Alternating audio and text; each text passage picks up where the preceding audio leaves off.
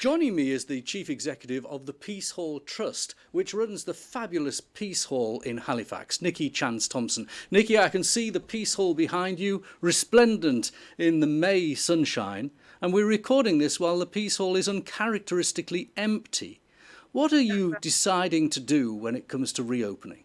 Well, we're having a cautious plan to reopening because we want people to have an enjoyable experience when we reopen and a safe experience when we reopen. So we're not rushing to reopen on June the 15th. We're taking our time, and instead we're going to be opening at the beginning of July with most of our tenants reopening then. Now, you're home to a lot of small shops and small traders. Do you think that this is good for them? Are they able to take the time to get it right, or are they maybe frustrated they can't trade?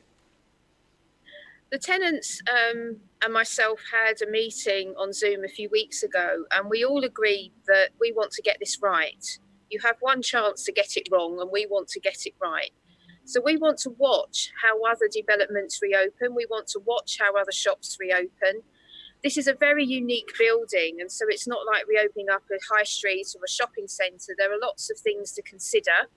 And the most important thing to us is people's safety and their enjoyment. So we want to watch and learn what others are doing and we will then refine our plans as we go, so that everyone that comes along has a great time as well as a safe time when they come back to the Peace Hall when we reopen our gates. I know your plans are still being formed, but let's talk through a few headlines we already know. There are 4 gates to the Peace Hall. How many will you be opening, and what will be the transit that people take as they walk around? How will they do it?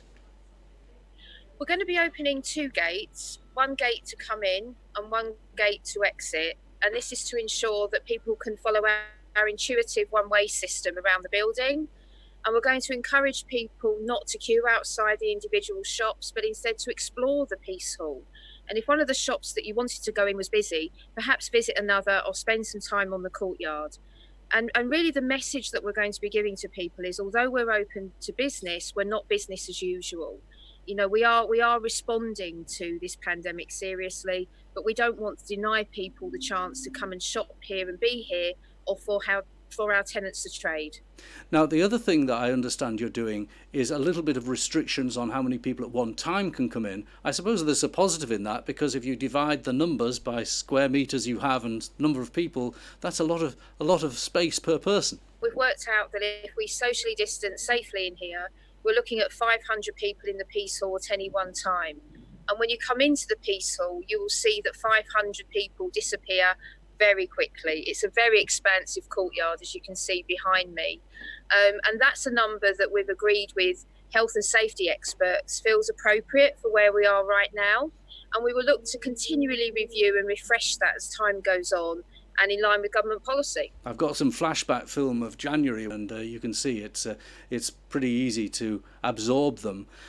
I suppose the advantage of this limiting any one time the number of people is that people will get a better experience, a more immersive experience in the trip. They will, because this will be really important for you to plan what you want to see here, as well as absorb it when you are here. Normally when you come to the Peace Hall, prior to the lockdown, you could go anywhere that you really wanted, and people often struggle to understand the building because it is quite vast and there's a lot here. And this will really give people time to explore what's here. But I would really encourage people to have a look at some of the maps that we're going to put online, and all of our suggestions for how you could explore the building and remain safe. Well, I'm sure that visitors will find it a very good experience, particularly if the weather in July onwards is as good as when we're filming this in May.